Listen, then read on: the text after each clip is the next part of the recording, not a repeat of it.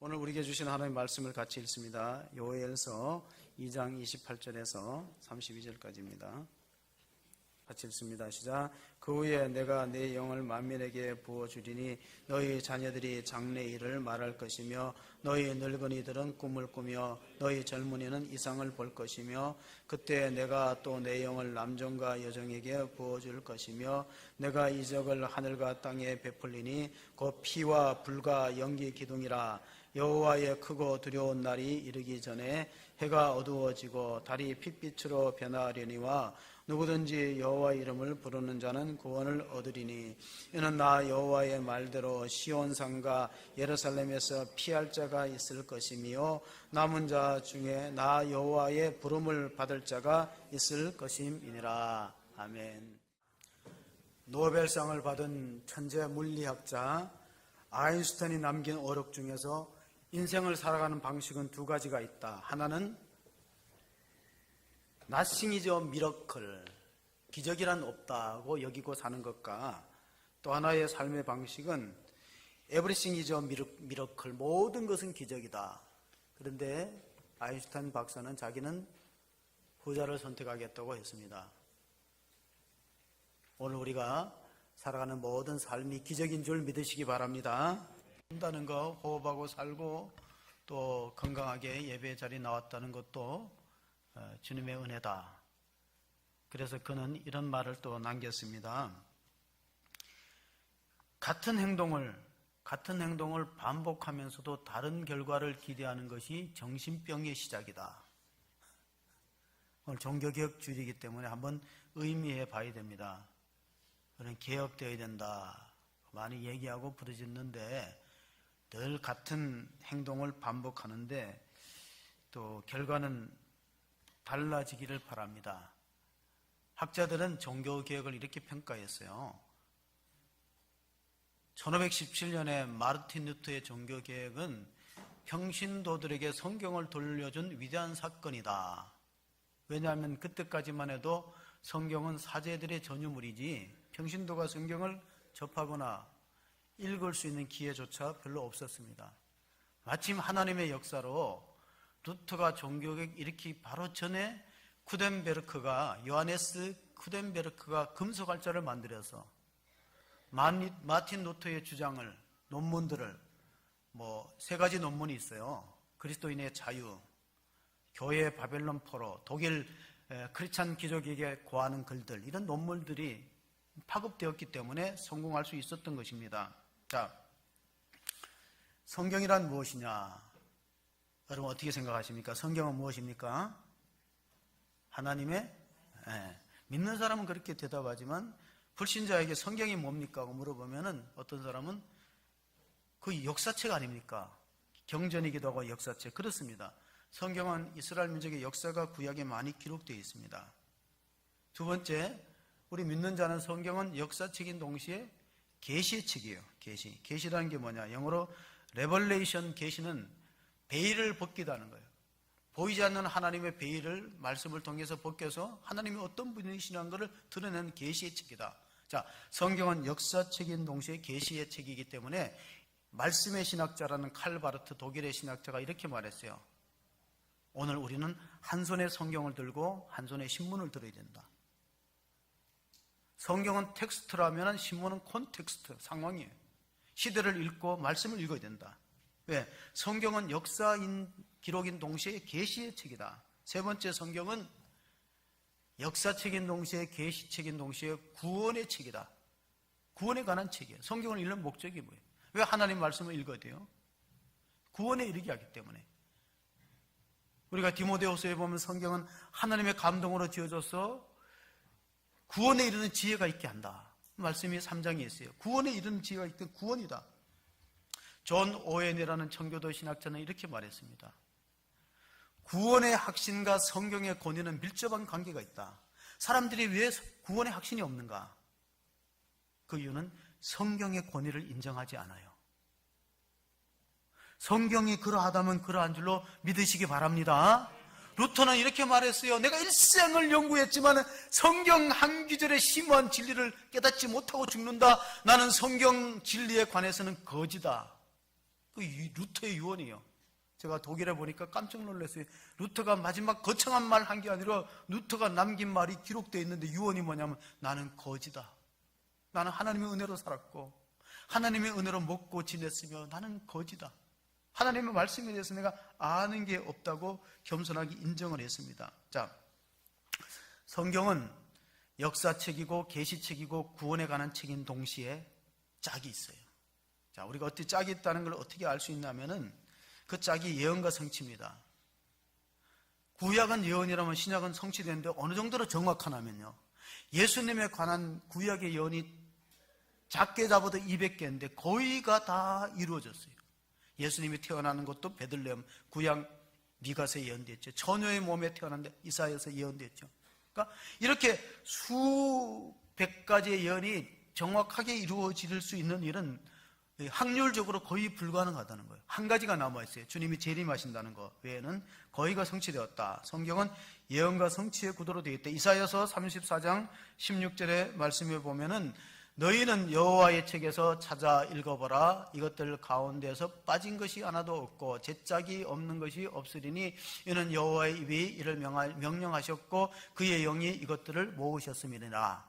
사람이 생각으로 성경을 편집된 게 아니라 성령께서 이 성경을 완성시켰는데 짝이 있다는 거예요. 고무신도 짝이 있어요. 성경은 무엇과 무슨 짝이 있어요? 신약과? 네. 6.25 전쟁 때 목사님이 인민군 포로로 붙들렸어요. 그 당시에는 반동분자는 즉결처형이에요. 그래서 기도했어요. 거짓말을 할 수 없고 이제 내가 신분이 목사인 걸 알면 분명히 총살시킬 건데 하나님 지혜를 달라게 됐더니 마태복음에 보면 예수님 이런 말씀하셨어요. 너희가 복음을 전하다가 핍박을 당할 때 무슨 말을 할까 염려하지 말라. 그 당시에 성령께서 할 말을 넣어주리라. 딱 당신 누구야? 할 때 딱 말이 나요. 저 약장수입니다. 뭐 팔아? 신약과 구약을 팝니다. 그러니까 인민군 군복을 입은 사람이 한참 생각하더니 통과하고 보내줬어요. 아마 그 사람은 신약은 우리 양약을 생각하고 구약은 뭘 생각했을까? 아니야. 통과! 살아났잖아요. 자, 성경은 다 짝이 있는데 예수님이 십자가에 고난당하시고 부활할 것도 이사야서에 예언되어 있어요. 어떻게? 예수님의 묘가 부자의 묘실 아리마대 요셉의 묘에 장례질 것이고 그의 육신이 썩음을 당하지 않겠다. 다윗의 시편에 보면 예언되어 있어요. 그의 육신이 썩음을 당하지 않을 것이다.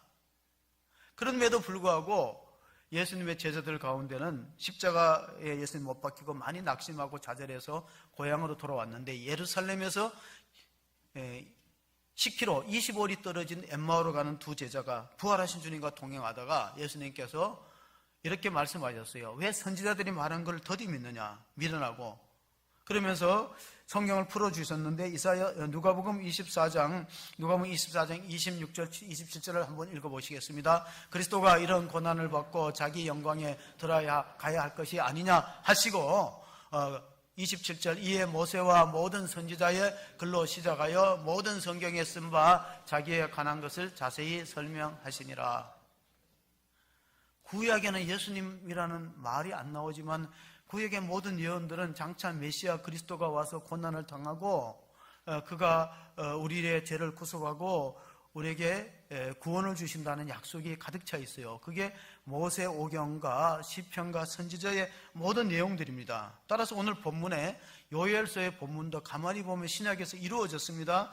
우리가 오늘 본문에 시작되는 요엘서 2장 28절 29절을 보시면은 그 후에 내가 내 영을 만민에게 부어주리니 너희 자녀들이 장래일을 말할 것이며 너희 늙은이들은 꿈을 꾸며 너희 젊은이들은 이상을 볼 것이며 그때 내가 또 내 영을 남종과 여종에게 부어줄 것이며 적어도 이 예언을 했던 요엘 선지자는 주전 8세기의 사람이라고 남쪽 유다에서 예언 활동을 했고 아버지의 그 믿음의 가정에서 아버지의 신앙을 물려받아서 선지자 역할을 했어요. 그런데 구약에 예언된 게 정확하게 신약에 이루어지는데 어디에서 이루어졌을까요? 이 말씀은 요엘서 2장의 말씀은 신약의 어디에서 다시 드러납니까? 네? 어떤 선거? 오순절. 그러니까 제가 성경을 물었으니까 오순절이 사도행전 2장 맞습니다. 사도행전 2장을 보시겠습니다. 2장 16절 17절 시작. 이는 곧 선지자 요엘을 통하여 말씀하신 것이니 일러스되 하나님이 말씀하시기를 말세에 내가 내 영을 모든 육체에 부어주리니 너희의 자녀들은 예언할 것이요 너희의 젊은이들은 환상을 보고 너희 늙은이들은 꿈을 꾸리라. 아멘. 자, 요엘서 2장에 선지자가 예언한 게 시간이 흘러서 오순절 사건이 그대로 성취된 것을 보면 성경이 얼마나 정확하고 이루어지는가 하는 것을 우리가 목격할 수 있습니다. 자, 사람은 나이를 먹는다고 늙는 게 아니라 꿈을 포기함으로 늙는다고 했습니다. 여기 보면 너희 자녀들은 예언할 것이요 점쟁이처럼 쪽집게처럼 미래의 일을 맞춘다는 게 아니고 여기서 예언은 말씀을 맡을 것이다. 우리의 자녀들이 말씀을 맡을 것입니다. 젊은이들은 환상을 본다, 이상을 본다, 비전에 사로잡힐 것입니다. 늙은이들은 꿈을 꿀 것입니다. 그런 역사가 오늘 우리 가운데 나타나기를 바랍니다. 종교개혁 운동은 르네상스 운동하고 맞물려 있습니다. 우리가 역사를, 세계사를 공부해 보면 르네상스 운동의 표가 에드폰테스란 말이 있어요. 에드폰테스는 근원으로 돌아가자는 인문주의 운동인데 에라스무스를 비롯해서 그 에드폰테스의 폰테스는 우물이라는 뜻입니다. 샘으로 돌아가자. 마치 우리가 요한복음 4장에 사마리아 우물가 여인이 남편을 자꾸 바꾸어도 삶에 만족이 없을 때 주님께서 내가 주는 물을 마시는 자는 영원히 목마르지 않으니 그 속에서 영생하도록 솟아나는 샘물이 되리라. 사람은 영생을 얻을 때 만족합니다. 그렇게 하나님이 지으셨어요. 우리는 작은 걸로 만족하지 않고 영생을 얻어야 만족하는 존재로 지었다. 그래서 이어령 박사가 우물을 파는 사람들이라는 책을 썼는데 거기에 보면 이런 내용이 있어요. 자기는 인생의 우물을 여러 개 팠다는 거예요. 목마르기 때문에.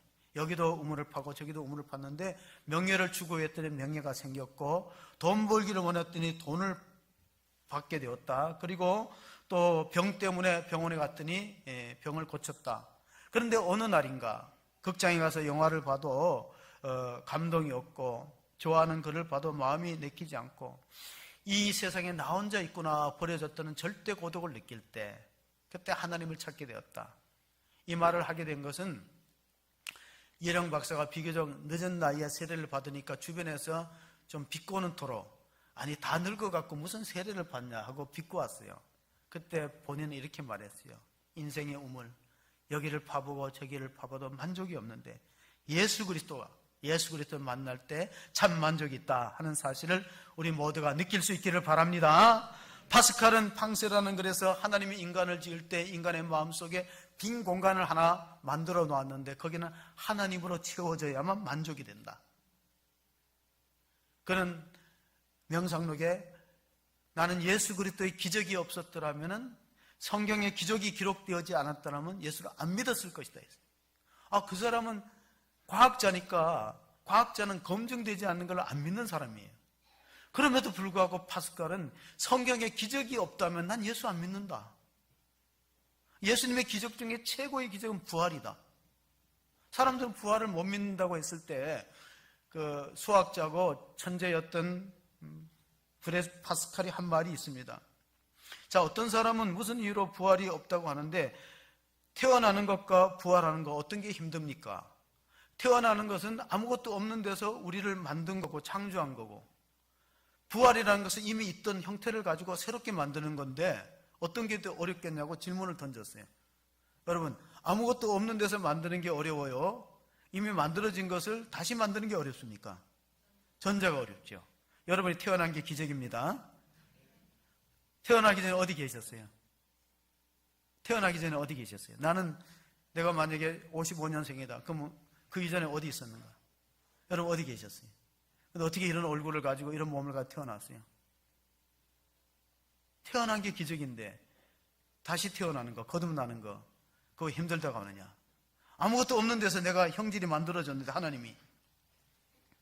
그래서 유대인들은 인간의 가장 위대한 창조 행위가 아이를 낳아서 기르는 거래요. 인간의 나머지는 다 우리가 하나님의 창조에 힘입어 살지만 우리가 하나님의 능력을 힘입어서 아이를 낳아서 기르는 거. 그래서 유대인들은 되게 좀 산하제한을 많이 안 하는 것 같아요. 그건 인간의 고유한 창조행위고 의무다. 우리가 하나님께 예배하는 것은 두 가지 때문에 예배한다고 말씀을 드렸습니다. 하나는 창조사역, 하나님 우리를 지으셨다. 또 하나는 하나님 우리를 구원해 주셨다. 하나님의 자녀로 삼아 주셨다. 거기에 대한 감동으로 우리가 예배를 드리기 때문에 예배는 가장 칼바르트의 예배하게 보면은 예배는 가장 중요하고 임포턴스하고 가장 긴급하고 이머전스, 우리가 구급차를 그렇게 표현하는데 가장 긴급하고 가장 영광스러운 행위다. 우리가 하나님 앞에 영광을 돌리는 예배가 얼마나 중요한가. 그런데 중세시대에는 예배가 주로 성만찬 위주로 이루어졌고 말씀이 약했어요. 그래서 그걸 회복한 것이 종교개혁자들이야. 예배는 말씀이 있어야 된다. 그냥 성만찬도 중요한 의식이지만 하나님의 말씀을 듣고 믿음이 생겨야 된다. 우리가 믿음으로 구원받는다. 로마서 1장 17절 루터가 이걸 붙들고 종교개혁을 일으켰습니다. 같이 한번 로마서 1장 17절 종교개혁을 일으켰던 본문을 읽어봅니다. 복음에는 하나님의 의가 나타나서 믿음으로 믿음에 이르게 하느니 기록된 바 오직 의인은 믿음으로 말미암아 살리라 함과 같으니라. 인간의 어떤 선행이나 공로에 의존하는 것이 아니라 믿음으로 하나님 은혜로 우리가 구원받는다. 그 종교개혁의 3대 원리가 오직 믿음, 오직 은혜, 오직 성경입니다. 근데 이 성경에 기록된 바라는 것은 구약을 보셔야 돼요. 여기서 기록되었다는 건 구약에 기록된 겁니다. 어디에 기록되어 있습니까? 하박국서 2장 4절에 기록되어 있습니다. 하박국서 2장 4절을 보면은 시작, 보라 그의 마음은 교만하며 그 속에서 정직하지 못하나 의인은 그의 믿음으로 말미암아 살리라. 아멘. 여러분, 이신칭의가 여기에 로마서에 등장하는 것 같은데 이미 한번 구약에 있었어요. 의인은 뭐로 말미암아 살리라? 믿음으로 말미암아 살리라. 하나님께서 이 하박국 선지자를 통해서 이런 예언의 말씀을 주셨어요. 장차 너희 나라가 바벨론 나라에 의해서 멸망할 것이다. 그랬다 하박국이 질문하는 겁니다. 하나님, 우리는 그래도 하나님 믿는 백성인데 하나님을 모르는 이방 민족을 들어서 우리 민족을 징계하심이 마땅합니까? 하는 질문이에요. 그러나 하나님께서는 너희가 우리만 옳다고 생각하는 그 독선을 버리라. 너희만 의롭고 옳다는 그 독선을 버려야 하나님께 쓰임을 받는다. 그런 말씀을 해주었습니다.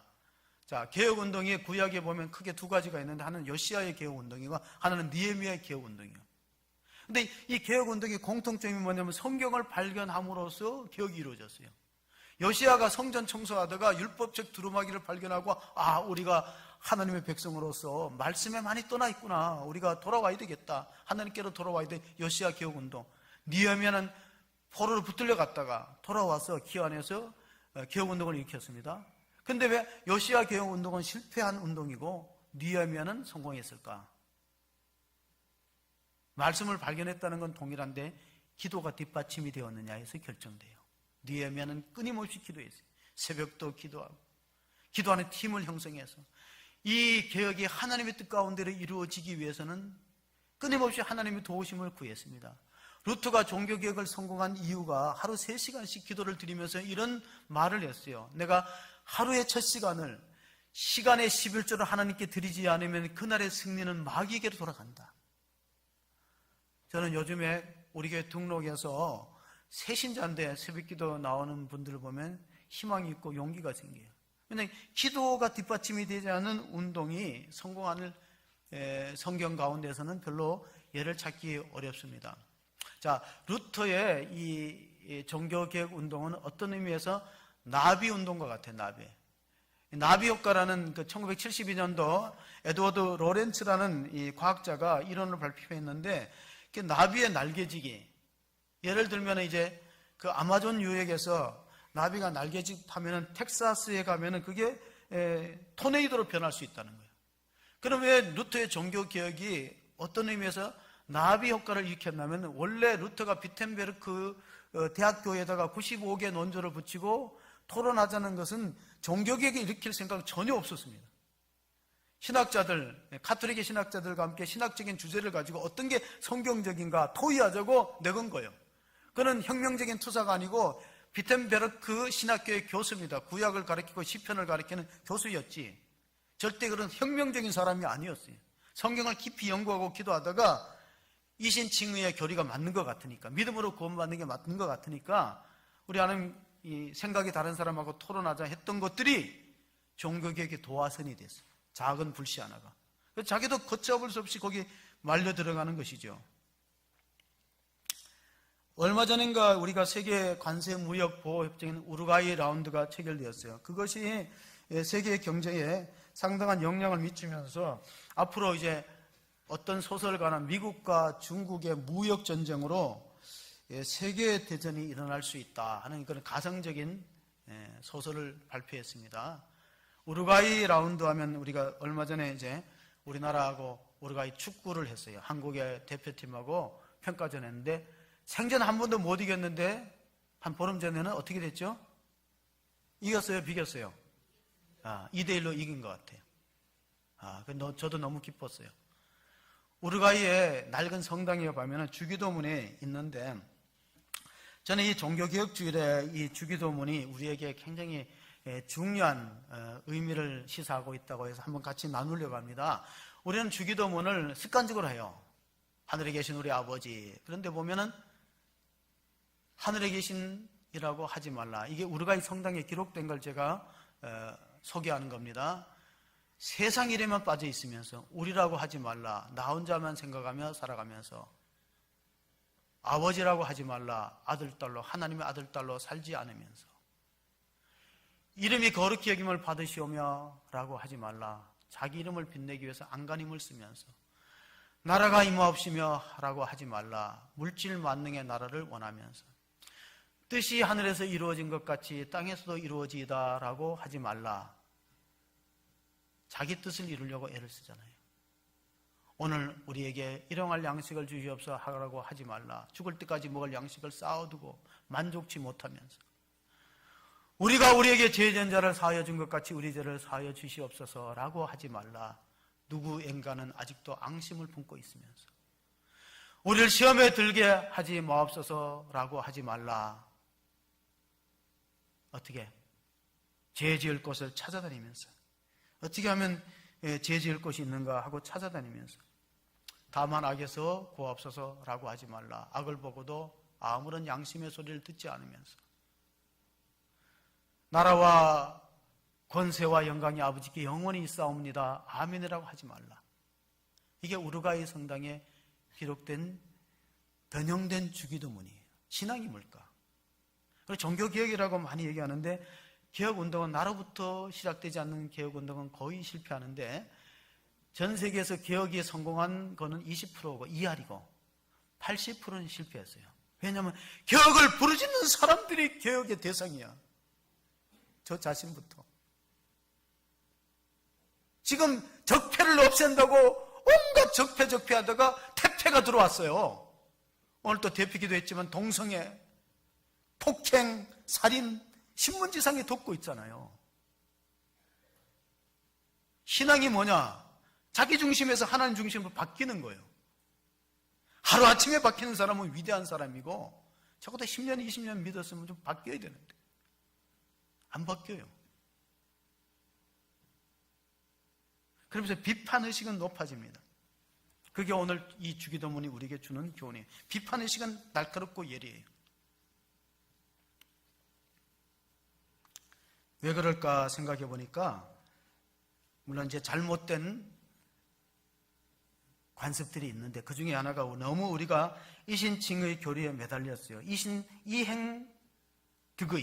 이신득의 믿음으로 구원받는다고 하지만은 루터의 글을 읽어보면은 구원받는 것은 믿음으로 되지만은 구원받은 자답게 사는 삶은 철저하게 우리가 하나님 앞에 헌신되어지는 작은 그리스도가 되라는 가르침이 따르고 있습니다. 근데 우리 한쪽 면만 보는 거예요.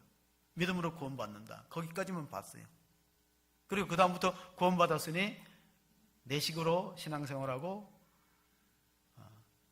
내 생각으로 성경을 저울질하고 이런 형태로 흘러갔기 때문에 두렵고 떨리는 마음을 갖고 구원을 이루라는 사도 바울이 빌립보 교회에 주시는 말씀을 우리가 주목해 보셔야 됩니다. 같이 빌립보서 2장 12절을 읽어보겠습니다. 그러므로 나의 사랑하는 자들아, 너희가 나 있을 때뿐만 아니라 더 지금 나 없을 때에도 항상 복종하여 두렵고 떨림으로 너희 구원을 이루라.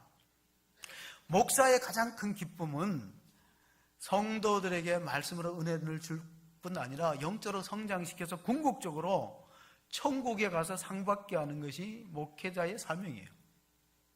그럼 바로 가르쳐야 되잖아요. 정보를 잘못 바르게 줘야 되잖아요. 자, 요즘에 가짜 뉴스가 상당히 이제 사회적인 문제가 되고 있습니다. 가짜 신앙을 가르치면 안 된다는 거예요. 그럼 진짜 신앙이 뭐냐? 구원을 볼 때 세 가지 시제로 봐야 돼요. 하나는 구원받았다, 과거형이죠. 또 구원을 이루라, 현재형이죠. 구원을 받을 것이다, 미래형이죠. 이걸 이스라엘 역사를 통해서 보면은 구원을 받았다는 것은 애굽에서 나왔다는 거예요. 출애굽했다는 거예요. 그 끝입니까? 아니에요. 광야가 기다리고 있어요. 광야 40년에 아주 어렵고 힘든 시련의 세월이 기다려요. 그러면 거기가 끝이냐? 아니에요. 요단을 건너서 어디로 들어가야 돼요? 가나안 들어가야 돼요. 천국이에요. 요단은 죽음이고 가나안 들어가는 거예요. 그런데 전부 가나안에 들어갔어요? 출애굽한 사람들이? 잘 생각해 보세요.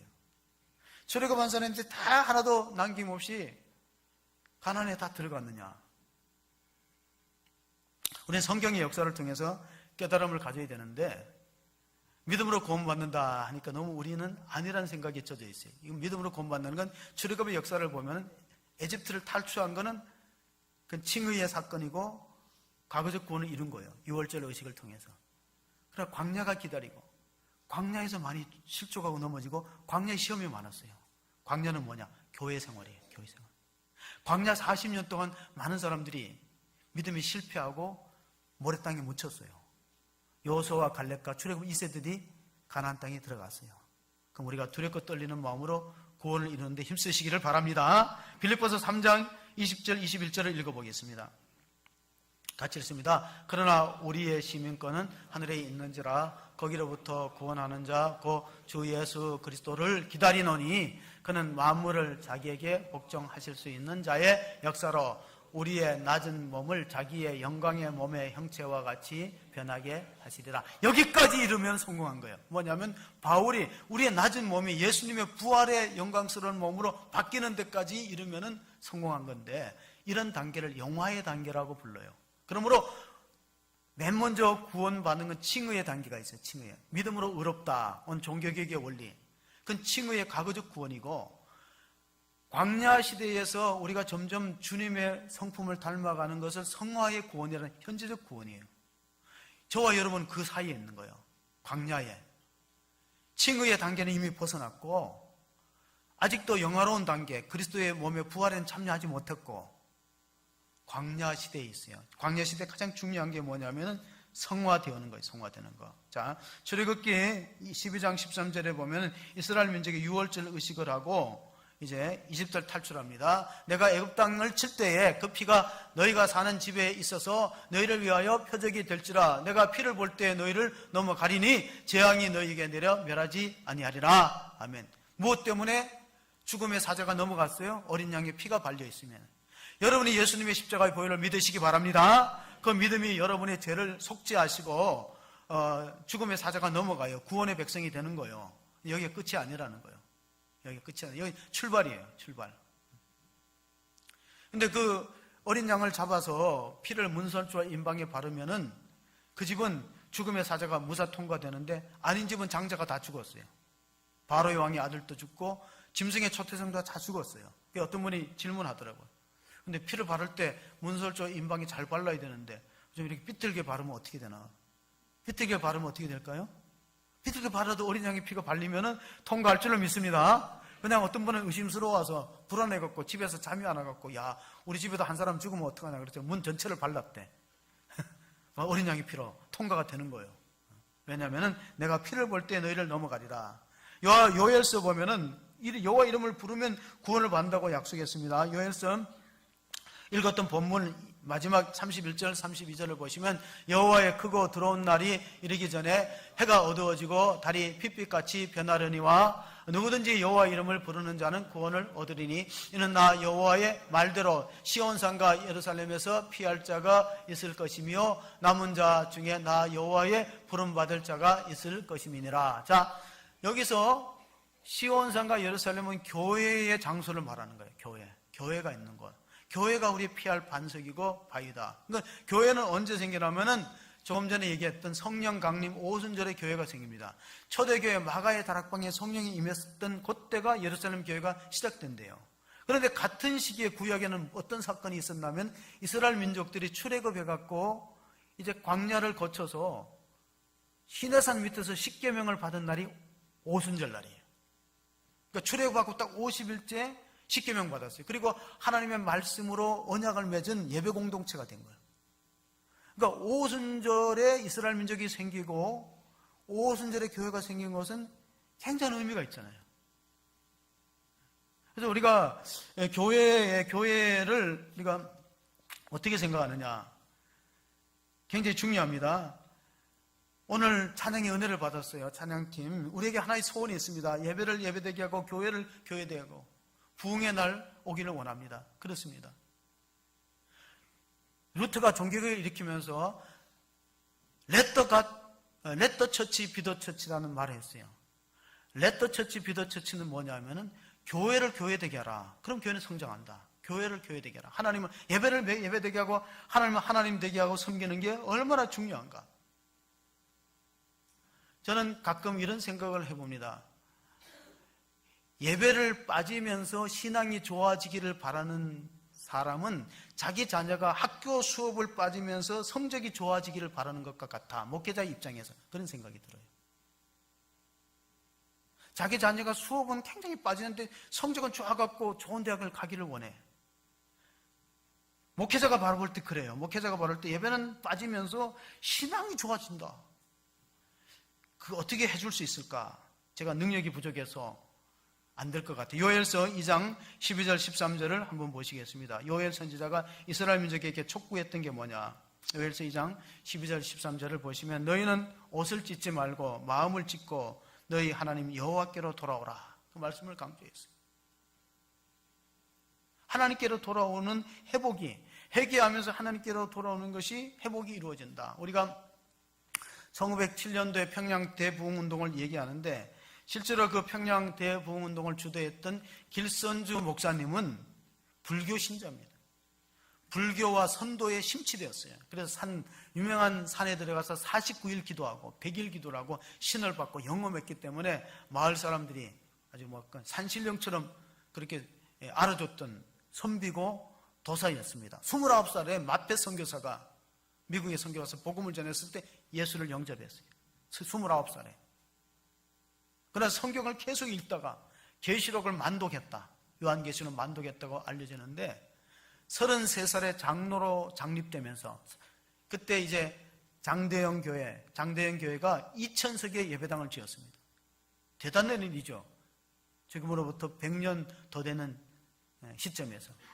그리고 1907년 1월달에 말씀 집회를 열면서 성령 너희 마음을 회개하고 성령님을 모셔드리라 하는 설교를 했어요. 근데 그 설교가 얼마나 영적인 파장이 있었냐면은 그 길선주 그때는 이제 목사라 한 거 조사라 그랬습니다. 오늘날 보면 이제 전도사 장로 장립받고 선교사들이 교회를 이끌어가는 시대에 영수들이 설교를 했습니다.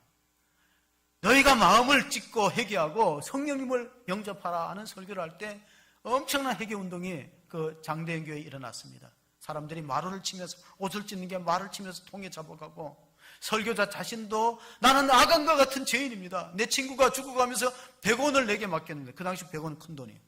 내가 거기서 얼마를 떼서 수고비로 착복했는데 그건 잘못된 겁니다. 도둑질한 겁니다. 그 미망이 나고 자녀에게 내가 죄를 지은 겁니다. 지도자부터 회개하고 온통 회개의 물결이 넘쳐갖고 블레어라는 선교사가 본국에다가 보고서를 썼는데 이랬었어요. 장대현 교회 지붕이 날아갈 것 같더라. 사람들이 막 회개하고 뒹구는 그런 역사를 통해서 회개의 기도가 있고 부흥의 열매가 거쳐지는 것입니다. 여러분, 기도 없이 부흥된 예가 없기 때문에 미국의 탈보 신학교의 표어가 뭐냐면 부흥을 위해서 기도하라. 그게 신학교의 표어입니다. 요즘에 신학생들은 불덩이로 들어갔다가 숯덩이로 나온다는 말이 있어요. 들어올 땐 뜨거운데 나올 때는 식어져서 나와요. 너무 성경 말씀을 이리 찢고 저리 재단하다가 보니까 열정을 식어버리고 기도를 안 하기 때문에 많은 그 지도자들이 지금 걱정하고 있어요. 옛날보다가 학력 수준은 높은데 옛날 우리 선배들만큼 기도가 안 하는 거예요. 여러분, 성령이 임하면은 어떤 일이 생겨요? 성령이 임하면 환경을 뛰어넘어서 하나님의 나라가 확장될 줄로 믿습니다. 그것이 바로 우리 요엘 선지자가 내다봤던 미래의 비전이고, 또 오늘 우리가 정말로 이것을 붙들고 기도해야 되는 이유가 바로 여기 있는데, 사도 바울도 이런 말을 했어요. 술 취하지 말라. 에베소서 우리가 잘 아는 5장 18절의 말씀을 한번 같이 보시면은, 에베소서 5장 18절입니다. 술 취하지 말라. 이는 방탕한 것이니 오직 성령으로 충만함을 받으라. 왜 거룩한 성령을 술 취하는데 비교했을까? 왜 분노하는가 책을 10월달 추천도서로 읽으라고 하는데, 그 저자였던 분이 조정민 목사님은 원래 MBC 앵커였고, 그리고 그 엄기영 아나운서가 동기라 그러더라고요. 그리고 부사장까지 올라갔던 분인데, 부인의 전도와 부인이 새벽기도 가는 것을 미친 사람이 하는 거라고 생각하고 새벽기도에 와갖고 막 회개하고 소리 지르는 사람을 취재해갖고 뭐 MBC PD 수첩인가 그런 데다가 내려고 몰래 잠입해갖고, 도대체 교회 다니는 사람 잠도 안 자고 왜 새벽에 나가서 교회 가서 뭐 죄인이라 부르짖고, 그것도 자기 부인이 거기에 또 빠져들어갖고 새벽마다 못마땅해 갖고 몰래 취재하려고 들어왔다. 성령 받아서 예수님 영접하고 33년간 술을 먹었대요. 매일 퇴근하면 술 먹고 스트레스 때문에 술 먹고 33년 동안 직장 생활에서 술 먹었는데 결과가 뭐냐? 술 중독. 13년 정도 술 끊었대. 술 해방. 내가 술 중독자가 되느냐, 술에서 노임 받느냐, 나의 선택이야. 나의 선택. 우리가 신앙생활을 어떻게 할 것이냐. 갈라디아서 보면은요, 갈라디아서 6장의 7절 8절을 한번 읽어보겠습니다. 스스로 속이지 말라. 하나님은 업신여김을 받지 아니하시니 사람이 무엇으로 심든지 그대로 거두리라. 자기의 육체를 위하여 심는 자는 육체로부터 썩어질 것을 거두고 성령을 위하여 심는 자는 성령으로부터 영생을 거두리라. 아멘. 술을 33년간 먹으면 술 중독이 되지요. 목양실 앞에 제가 손영환 목사님의 글을 적었는데, 손영환 목사님 자기는 예수 중독자래요. 도박 중독자가 있고 술 중독자가 있는데 자기는 예수 중독자래요. 예수의 사랑에 취해서 예수님 말씀에 사로잡혀서 성령의 이끌림을 받아서 살아가면은 어떤 영광이 있는가, 축복이 있는가. 우리가 마지막 계시록에 보면은 라오디게아 교회가 7교회가 있는데 마지막 나오는데, 라오디게아 교회는요, 자기 스스로는 부유하다, 부자다, 가난한 게 없고 그렇다지만 너 공고하고 헐벗고 가난한 거 보기 위해서 눈에 안약을 사서 바르라 그랬어요. 라오디게아 지역이 의과대학이 있고 안약이 발달했어요. 자, 오늘 우리가 해결 못하는 이유는 우리 눈에 하나님의 시각으로 자신을 보지 않고 자기 관점으로 교회를 진단하고 세상을 보는 겁니다.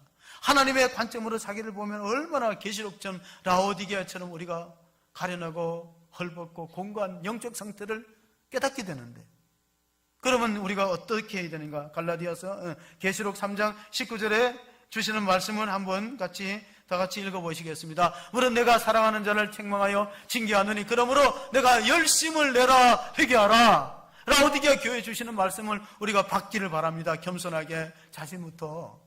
정말 우리가 안약을 사서, 영적인 안약을 사서 보면은 내가 먼저 변화가 일어나야 된다 하는 사실을 알고, 부흥의 높이는 회개의 깊이가 결정하는 거예요. 얼만큼 부흥되느냐, 내가 얼만큼 회개하고 매달리고 나의 영적 성장을 도모하느냐에 따라서 우리가 결과물이 나오니까 우리는 오늘 심은 대로 거둔다는 말씀을 가슴에 새기면서, 주여 내가 개혁에 앞장서겠습니다. 내가 개혁의 주인공이 되겠습니다. 나로부터 변화를 시작하겠습니다 하는데 함께 동참하시는 복된 성도가 다 되시기를 주의 이름으로 축원합니다. 아멘. 걸어가시고 은혜로우신 하나님 아버지, 종교개혁주의를 맞이했지만은 우리의 모습을 돌아보면 참으로 부끄럽기가 그지없습니다. 하나님, 변화되어야 되지만 여전히 제자리 걸음을 하고 있고, 나는 부유한 자라고, 영적으로 부유한 자라고, 부족함이 없다고 하나 우리의 영적인 상태가 공고하고 가련하고 눈먼 것과 벌거벗은 같은 것을 알지 못하니 우리의 영안을 열어서